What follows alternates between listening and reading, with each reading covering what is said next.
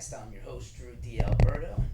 We got Coach Sean Dicker with us today. Hey, good morning, Drew. How's it going today, Sean? Fancy seeing you here this morning after man. we were all together last night at Topgolf. Yes, and Top Golf with the first tee of Broward was a fun night last night. Connect 2.0, 80 people in the house. And you got a chance to see me swing for the first time in a while, and we'll get to that a little later in the show. Yeah. But first, we have some golf and non-golf related congratulations we want to send out. Okay.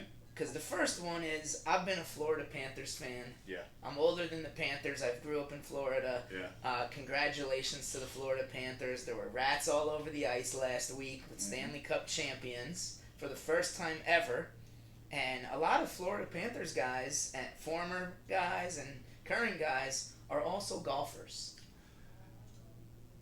Hockey players in general Are golf golfers. fanatics. Yes. They love the game. So, we've got that common thread that we Yeah. can weave into the podcast today because Absolutely.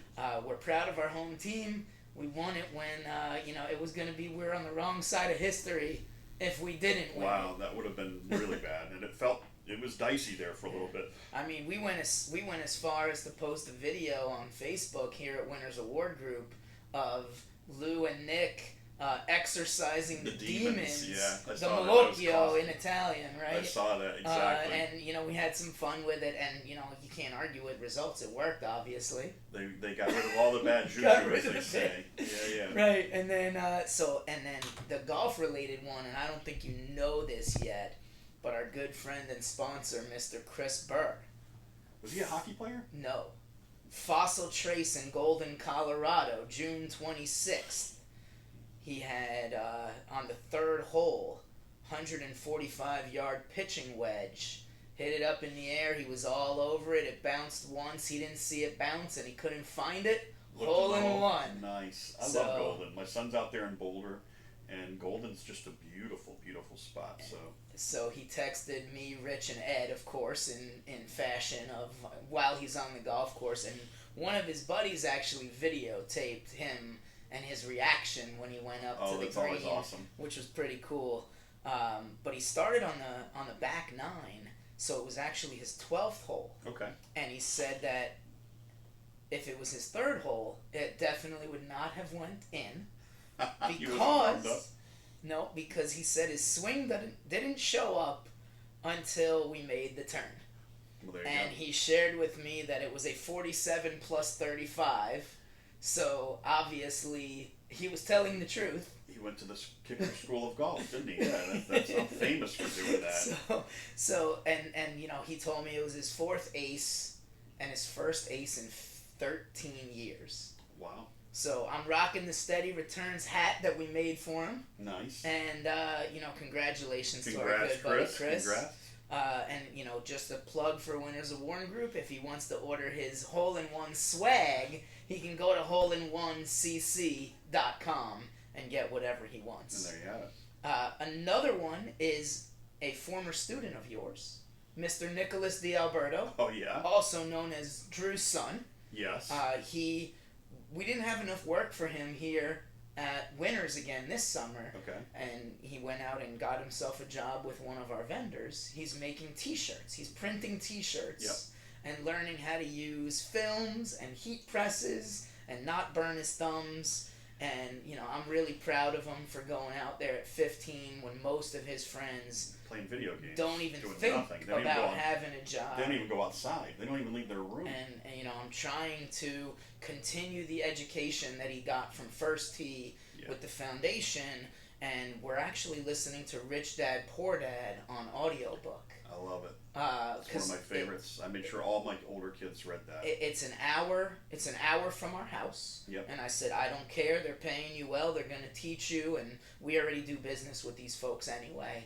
So, congrats to your former student and my son Nick DiAlberto for the job. That's what we're doing. I mean, First Tee works with parents. That's right. To get their kids to be self-reliant. That's the end game of First Tee. And they play some golf along the way. It's interesting. I was talking with some local commissioners the other day, and they were all talking about how kids are turning 18 and they've never driven a car. No. They've never opened a bank account. Never been in an interview. And then they're and maybe rightfully so. They're blaming their parents for saying, like, why didn't you teach me They're 100% this right. responsibility? So I think it's really critically important that we mention stuff like this, because golf and business go together. That's the whole point of this thing. From the time my kids were 16 years old, they had to have a job. Yeah. They kept a bank account. They had a credit card to pay for their gas. They had to pay that bill on time. They understood what not paying that bill on time meant because of the interest. Okay. And penalties and fees. Penalties and fees and all of this other stuff. And taught them the most golden thing they have in this world is their credit. Okay.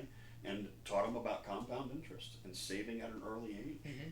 My kids, when they're in their 40s, they're going to be retired. Yeah, and then the Rich Dad Poor Dad book, which is also one of my favorites, is teaching that mentality. Yeah. So now we can get into some golf stuff. I wanted to congratulate those three, and then you said you wanted to talk. You saw me swinging on June 26th at the event. Yeah, last night was the first time I'd seen you hit a ball in a months. while. And I warmed up a little bit, and then we did the closest to the pin contest, and I hit them both in the what do they call the target. In the target at Top Golf in Pompano. And you said you had some constructive feedback for me, so hit me, Sean. I mean, so you've reached that stage, and golf improvement is not necessarily a straight line. It's sometimes like the stock market. It goes up, it goes down, it goes up, it goes down. A roller coaster. It would be a better analogy, probably. Yeah, and you right now, you're on a climb. You're on that upswing where you are striking the ball, and it makes that sound. You know what I mean? That's a sound that you didn't have before. Everything before was thud click when you're hitting off of mats, right? Meaning that you hit the ground first, then the ball. Last night you were catching ball, ground, with a nice tight little draw. Okay? Kudos. Thank you. But my point is if you want to continue on this journey of moving forward, there are still certain things that you need to improve upon to become better, to get to that next level. Right now, you have your game, if you have solid ball striking, good putting, and a decent short game, you're going to shoot 90 to 85 given how far you hit the ball. Okay. Right? Where you're still running into problems, and I haven't seen you play, but just watching you strike a ball flight is too low, not enough backspin to hold the green, okay? And anything that's above an 8-iron at this point really doesn't get much air at all, right? You can't hit your 5-iron, 4-iron, 6-iron. As usual, your assessment is dead on. Yeah. And I was playing golf at the Palm Beach Par 3 with Joe Gross and his buddy Jeff, who owns the Advance Group, who came down from New York. And Jeff was calling me lovingly Gary Sheffield. Gary Sheffield, because low liner. If you remember Gary Sheffield, the baseball player who also played for the Marlins down here, he was known, like you said, for a very low laser beam style. Now, I played it well that day. I shot a 70, which is plus 16, which is better than bogey golf, which is right where I consider my day a good day if I'm better than bogey. Of course, that's in the 80s.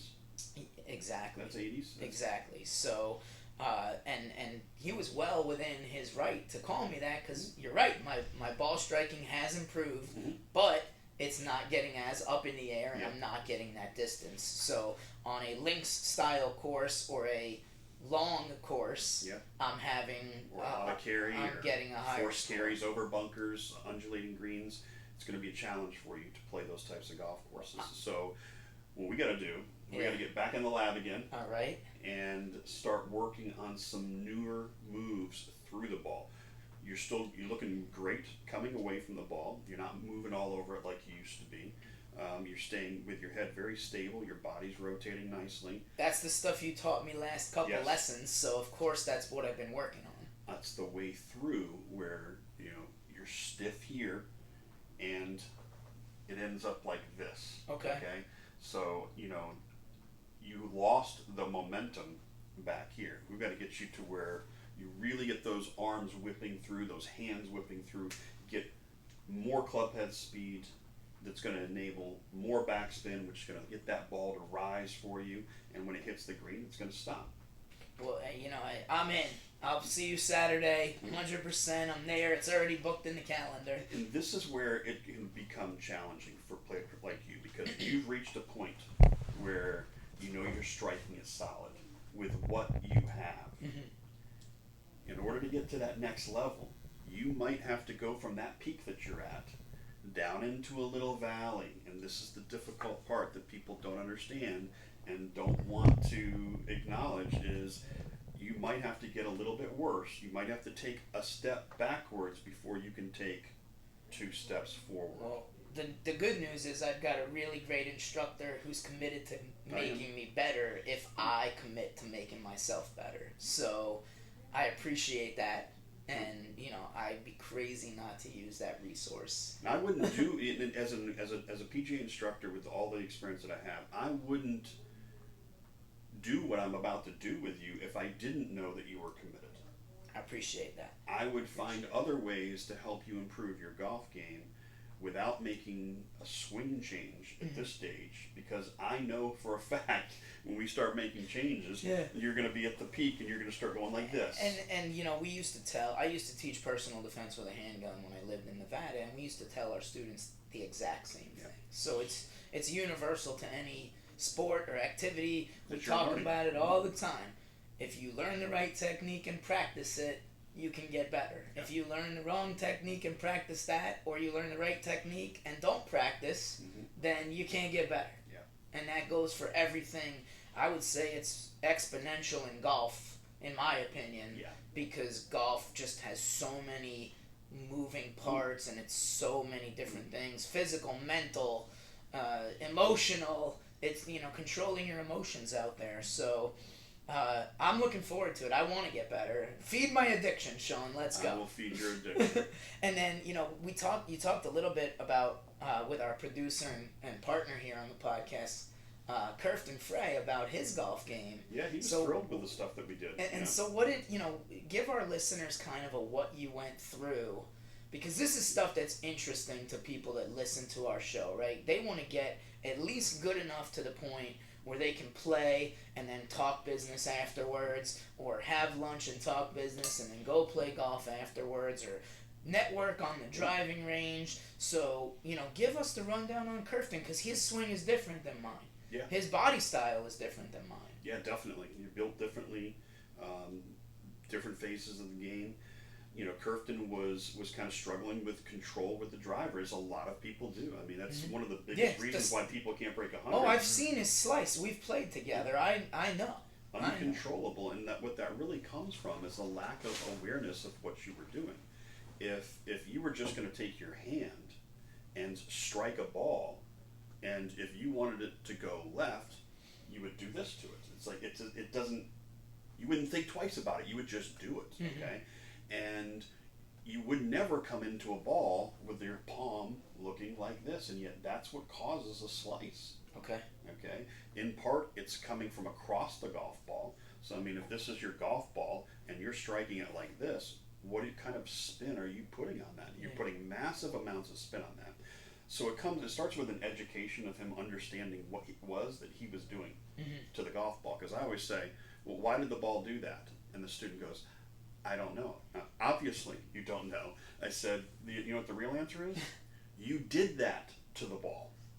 And here's how you did that to the ball. Because they truly don't understand what they did to that ball. That ball didn't just all of a sudden decide, I think I'll do this today, or I think I'll do that today. Not the arrow, it's the Indian. Do what it's told to do. What tells it what to do? The face of the club as it's being struck. Who controls the face of the club? The player does. You do. And so that's where the education part, and I just broke that stuff down for Kirsten, and we slowed things down. If you're a big slicer of the golf ball, the harder you swing, the more that thing's gonna curve on you, okay?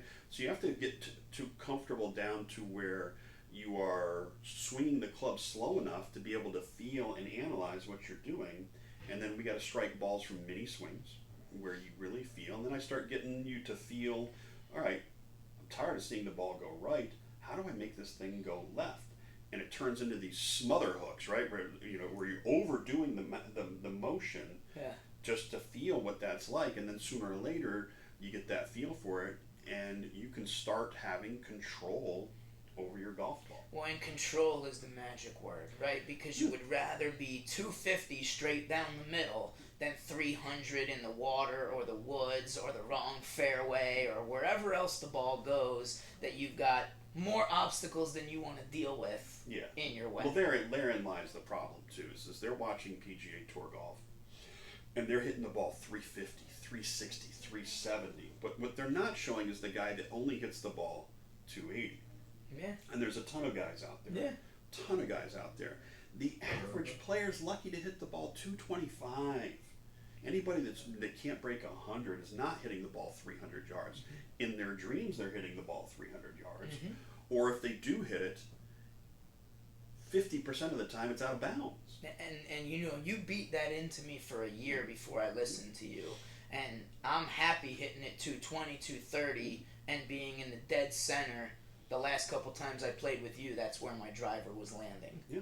And obviously it'll now get better as I improve, but I'm happy that my second shot is not an impossible shot in between six trees at Grand Oaks over a bunker, and then maybe I'm going to be somewhere to the left of the green if I didn't hit one or two of the trees. Yeah. So course management is the magic word at that point. Well, that's another thing is understanding where your shortcomings are and playing. There's a whole science. It's knowing where to miss. Yeah, it's knowing where to miss. There's certain places that you just shouldn't be. Yeah. And even the best of the best have put themselves in those situations, and they kick themselves every time because it costs them.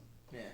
But Kirkton's response to me was, "I'm not hitting the ball as far as you are, as I used to. But I promise you, he is. He thinks he isn't, okay? But if we really were to study the data, I guarantee he's hitting the ball almost as far. But what he said to me is I now know where it's going. And that was the key to his success for that particular session that we had. So Got it. Okay. And then, the other cool thing we did in the last couple months was Nick's camp had their big gala and golf tournament. Oh, yeah. And they raised over $300,000 net after expenses for the kids with cancer. We're going to send another 150 kids to summer camp in July. Yep. And then it also funds Nick's Golf, which is a partnership with you guys at the First Tee. Yeah, we have a program going on right now at Topgolf. Topgolf generously donated their facility for 18 kids. We had 18 people for this particular season. We've been struggling to find the right connections to get these youth oncology patients and their families to come out to this free program that the Chiera Family Foundation generously funds. And Lou was actually showing me the pictures, so I've seen them, and we'll share them with Kirkton for the social media purposes, of course. He's so happy because COVID really put a damper on that. We were really running strong before that, and then COVID really just shut us down. And it's taken us almost 4 years to get these, because they're at-risk patients. Yeah. I mean, they can't be, their immune systems are deficient because they're fighting this disease, this dreaded disease, and they don't want to take any risks. And I think they're now finally feeling safe enough to be able to come to a group setting like this. No, and the camp has been, same thing. COVID kind of shut them down, really just did. like anything else, and they've got all the medical facilities at the camp. Yeah. And they still couldn't do it.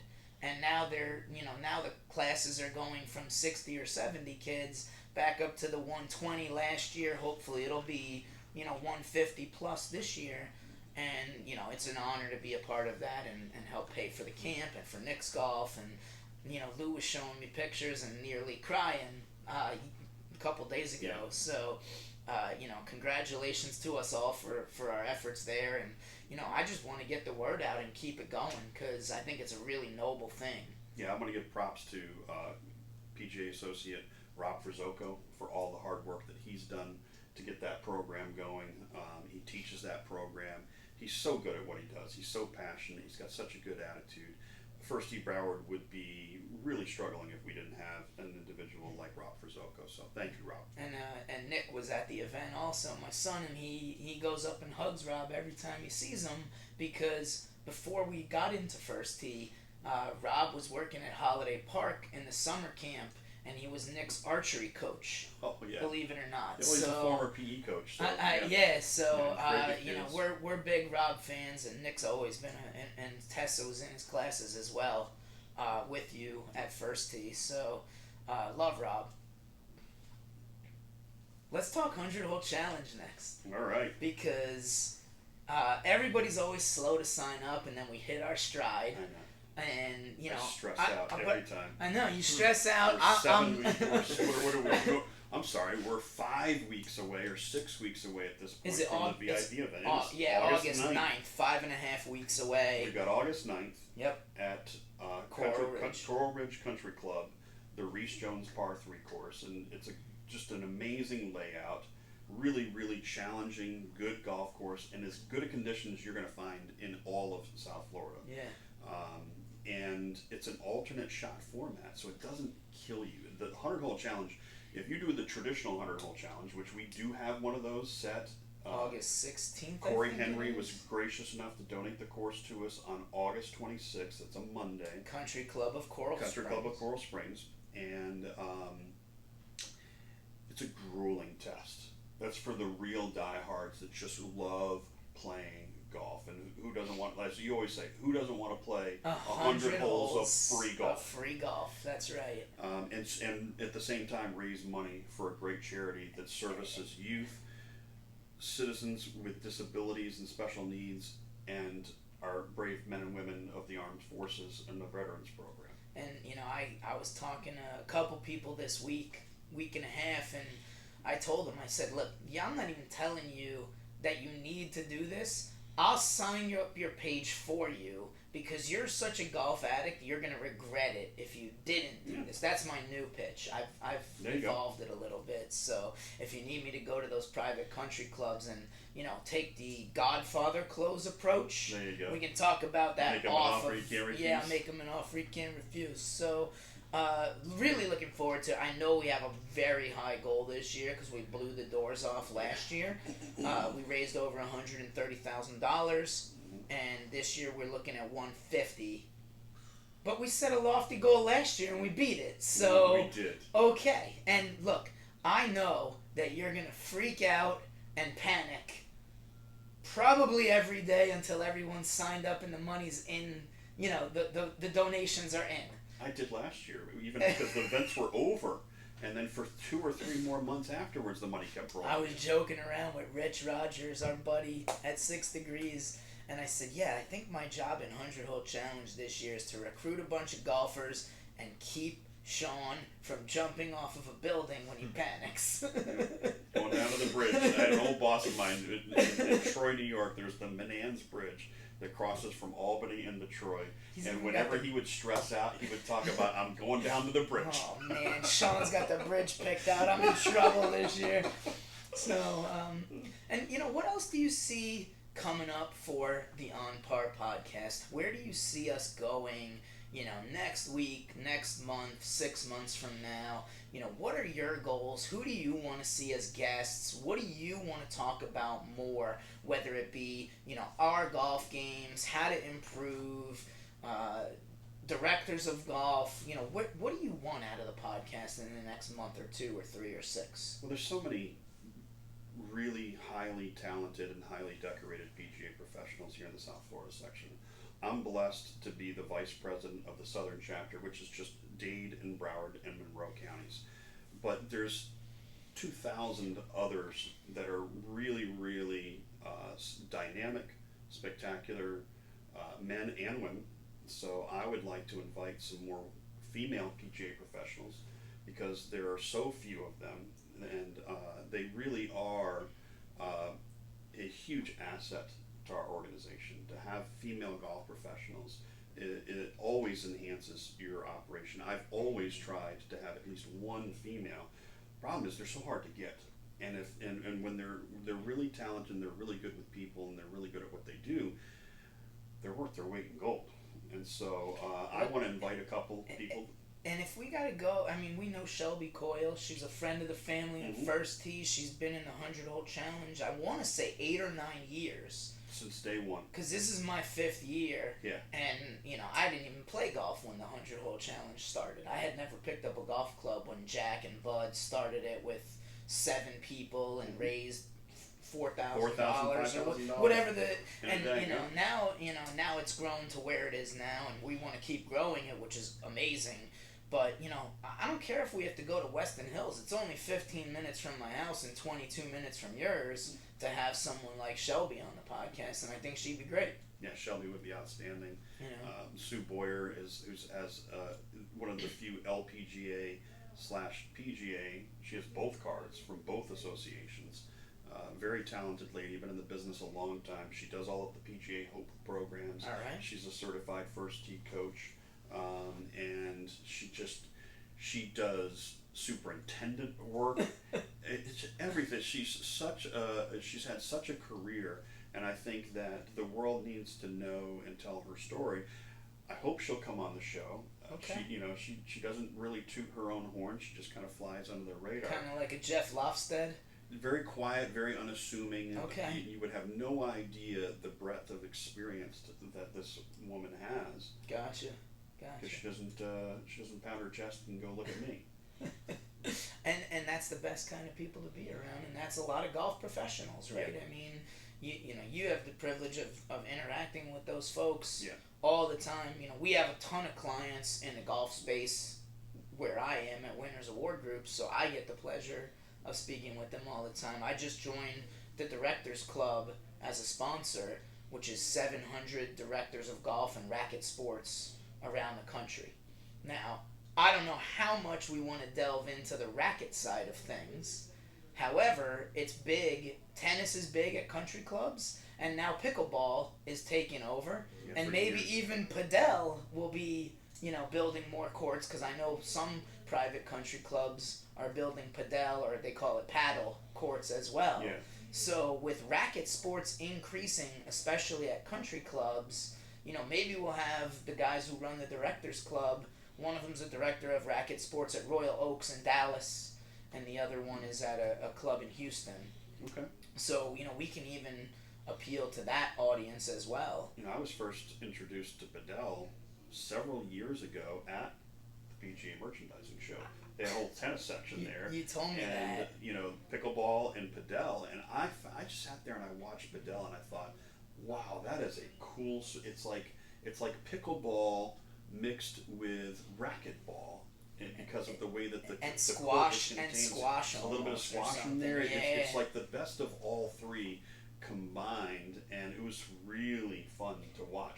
Pickle to me is easier to play. Well, and let's talk about that for a second, because I started playing pickleball about 2 months ago. I started playing a couple of years ago. And I'll tell you why, because we're friends and our audience is friends, and my dad doesn't want to play golf in the summer because it's too effing hot in his It takes words. too long. It's a long sport to be exposed to the heat. My dad is a young 70, but he doesn't like to be outside in the heat. So he found an indoor pickleball place. He picked up a pickleball paddle, and he got addicted. Yeah. As addicted as we are to golf, Robert DiAlberto is now that addicted to pickleball. Great. So I said, you know what? I still want to hang out with my dad, even though he's not going to go play golf. And it rains every afternoon here anyway. Yeah. So if you're booking a tee time in the afternoon in Florida, you may want to think again. It may not be the best strategy. Yeah. So now I can say, hey, fine. I own a pickleball paddle now, and I have some balls, and now it's an extra excuse for me to hang out and get some exercise with my dad and have a good time, and my kids can play, my wife can play. I played with Ed Colo's daughter, who's 26. Oh yeah. Maddie. Oh yeah. And we went at 6:15 in the morning to Central Park, and we knew it was going to start raining at 8:00, so we played for 2 hours, and then we got out of there. And she's a tennis player now, playing pickleball, and I was joking around when people see us playing pickleball together, are they going to think that she's my daughter or my girlfriend? And my wife and I had a good laugh and debated it for a while. But, you know, the point was that, you know, my 9-year-old daughter and my 70-year-old dad and mom could play together. And my mom's not playing golf ever. She's never going to touch a golf club. So I like the social aspect within the family, because you and I are big proponents of, you know, a close family. Absolutely. Look, I'm a fan of tennis. I love tennis. Yeah. I can't play tennis anymore. Okay. I can't hit the serve like I used to. The court is too big to cover. We get you on the carnivore diet for like 3 months, man, and it worked for me. Yeah, you look great. And we'll tune you up, my man. You look great. I'll tell you. But I like playing singles pickleball. Yeah. Because to me it's like playing tennis, but it's far less court to cover. I can cover it. It was phenomenal. I had a great time. Even in the shape I'm in today, I can still play and chase a ball down and be competitive. 2 hours straight of pickleball, I had not a dry spot on my shirt. Sure. I sweat. I said, "Oh man, I'm glad I have an extra golf shirt." You're moving and you're having fun. Yeah, and I, you know, great morning. I had a great time. Same with my dad will play 1-on-1. He's one of the few people. Yeah, that's why I don't want to play doubles. Yeah, to me, it's too small. If I'm going to play doubles, I'm going to go back to a tennis court. You know what I mean? But if I'm going to play pickleball, I'm going to play singles. Yeah, that's what I want to do. No, I had a great time with it, and again, you know, the Directors Club, we're going to start into a lot more of these racket sides of the golf courses that we're in, and, you know, pickleball now becomes important for me for business as well, and I don't think it's at the level of golf for business yet, but I think that there is a huge benefit to networking through really anything that you find as a common denominator. So, well, that's it, guys. I mean, I think we covered a lot of ground today. We talked a little bit about what's coming up, which I'm really excited about. Yeah. And, you know, we got the 100-hole challenge. If you haven't signed up for the 100-hole challenge and you're a golf addict, we're taking away your golf addict card. Your status. Yeah, because if you say play pickleball. Throw your golf clubs in the lake and go play pickleball. But so I do want to mention there are 3 events. Yes, right? go ahead. We talked about the August 9th. Okay, that's at the Coral Ridge Country Club Par 3. And we talked about the 26th. There's 2 shotgun starts for that. There's a 8:30 shotgun, and it runs till 12:30. So it's only 4 hours, and you just about finish 100 holes. You have just enough time to finish 100 holes as a team competition, right?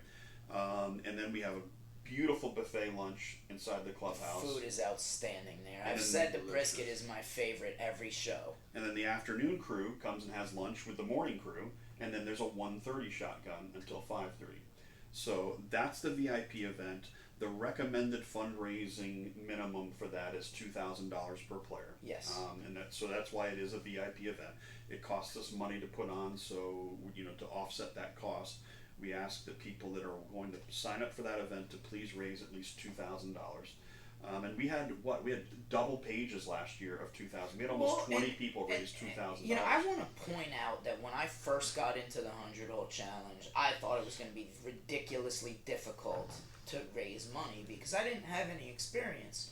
But we make it cookie cutter, right? We send you a text, a WhatsApp message, social media post suggestions. You can raise money while you're out there shooting videos or pictures. And many do. And we make it really cookie cutter easy where you can copy and paste and just say, hey, look, I'm doing something crazy, 100 holes of golf in the South Florida August heat and humidity. I'm challenging myself because I want to raise money for the kids and vets in Broward County. I'm doing something good.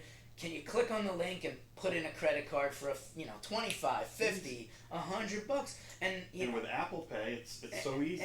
Click, face done.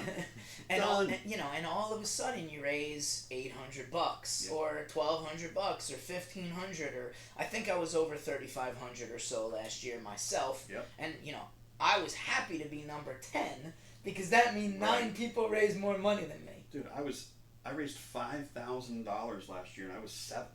There were 6 people that raised more than me last year, and we had 3 that raised over $10,000 last year. two raised more than $12,000. And Stan Shackney got the championship belt for first. I see it sitting right there in the showroom. It's here in our lobby, actually. Right underneath the Go Cat Stanley Cup. But and then so that's the VIP event. Yes. The second one is August 26th. We talked about that already. That's the traditional 100-hole challenge at Country Club of Coral Springs. Play in your own ball, in your own cart, 100 holes, get her done. Okay. We've introduced a new concept for both of those events. We will have the pit crew. I love the pit crew idea. And we've partnered with Broward County Public Schools ROTC program. So high school students that are in the ROTC program are going to be out there in a tent with cold towels. They're going to spray you down. It's sort of like in between a prize fight when you're in the corner and a pit crew at a NASCAR event. NASCAR, yeah. Or F1 is bigger than NASCAR. Yeah, now, so okay. say F1. We're gonna cool you down, feed you, drink, and take care of you. We have a stretch zone that's going to be out there to stretch you out a little bit as you need, and then boom, right back onto the tee box and go. So how smart is stretch zone for being at all these charity events? Sure. Man, I mean, it's a great thing. I was at a legs event in Miami that they let men into because they had a co-ed event and they had it was a Miami stretch zone, so I'm probably not going there, but I got a great stretch and I felt loose and I hit the ball straighter and farther. Sure. It matters. It does matter. What do professional athletes do before a game? They spend hours stretching. Not 10 minutes, not 20 minutes, not 30 minutes. They spend hours warming up before they are playing competitive sports. So how many of the guys you go play golf with stretch before they play? I don't even do it anymore. That's why I suck at this game. That's why I haven't broken 80 so far in the last 6 competitive rounds. And that's my own fault. What do I expect? I pull up into the parking lot, I lug my clubs, I put them on the back of the cart, I roll 2 or 3 putts. Of course I'm going to shoot 82, 83. The hell am I doing? We're going to give Sean his own challenge. He's challenging me to get better at golf. I'm going to challenge him to work on his diet. Yeah, work on a whole lot of things, man. This aging thing is not for me. It's for many, many years I didn't have to do anything. So I've hit my mid-50s. It's like... this is kind of something I don't want to talk about because I'm actually going shopping for reading glasses pretty soon here. Cause where it started when I was your age. Curfton's a year older than me, It starts with you're out to dinner, right?